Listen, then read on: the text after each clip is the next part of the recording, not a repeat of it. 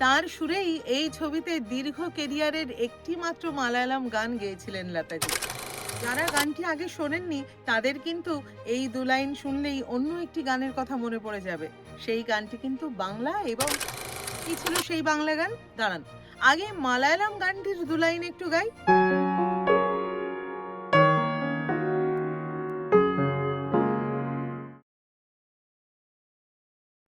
সুরের সম্রাজ্ঞী লতা মঙ্গেশকরকে নিয়ে যিনি নিরন্তর গবেষণা করে চলেছেন তিনি হলেন স্নেহাশিস চট্টোপাধ্যায়।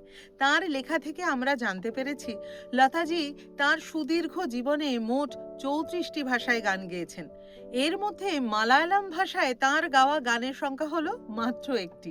1974 সালের 23শে আগস্ট মুক্তি পেয়েছিল মালায়ালাম ছবি নেল্লু, যার পরিচালক ছিলেন রামু কারিয়াট। ছবিটি মুক্তি পাওয়ার পর একটানা 100 দিনেরও বেশি বিভিন্ন প্রেক্ষাগৃহে চলছিল এবং বক্স অফিসে সাফল্য পেয়েছিল। এই ছবি সম্পর্কে একটি উল্লেখযোগ্য তথ্য হলো এই ছবি যুগ্মভাবে সম্পাদনা করেছিলেন এম.এন. আপ্পু এবং ঋষিকেশ মুখার্জি। তারা যুগ্মভাবে বেস্ট এডিটিংয়ে কেরালা স্টেট ফিল্ম অ্যাওয়ার্ড পেয়েছিলেন। এই ছবির সঙ্গীত পরিচালনা করেছিলেন সলিল চৌধুরী।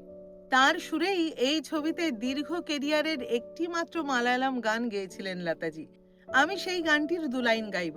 যারা গানটি আগে শোনেননি তাদের কিন্তু এই দু লাইন শুনলেই অন্য একটি গানের কথা মনে পড়ে যাবে। সেই গানটি কিন্তু বাংলা এবং সেটি গেয়েছিলেন গীতশ্রী সন্ধ্যা মুখোপাধ্যায়। সেই গানের সুরকার ও গীতিকার ছিলেন যথারীতি সলিল চৌধুরী। রেকর্ড নাম্বার ছিল 45GE25414 এবং সেই রেকর্ড বেরিয়েছিল 1971 সালে। কি ছিল সেই বাংলা গান? দাঁড়ান, আগে মালায়ালাম গানটির দু লাইন একটু গাই। కదలి కదలి చిన్కదలి పువెను కభిలిలి పుమధములరు పెంపువెను పుకారా కదలి కదలి చిన్కదలి పువెను కభిలిలి పుమధములరు పెంపువెను పుకారా। এবার নিশ্চয়ই সেই বাংলা গানটিও আপনাদের মনে পড়ে গেছে। সেই গানটি হলো সজনী গো সজনী দিন রজনী কাটে না, যা সখী বল তারে সে ঘাটে যেন আসে না। সজনী গো সজনী দিন রজনী কাটে না, যা সখী বল তারে সে ঘাটে যেন আসে না। আজকের ভিডিও তাহলে এখানেই শেষ করছি।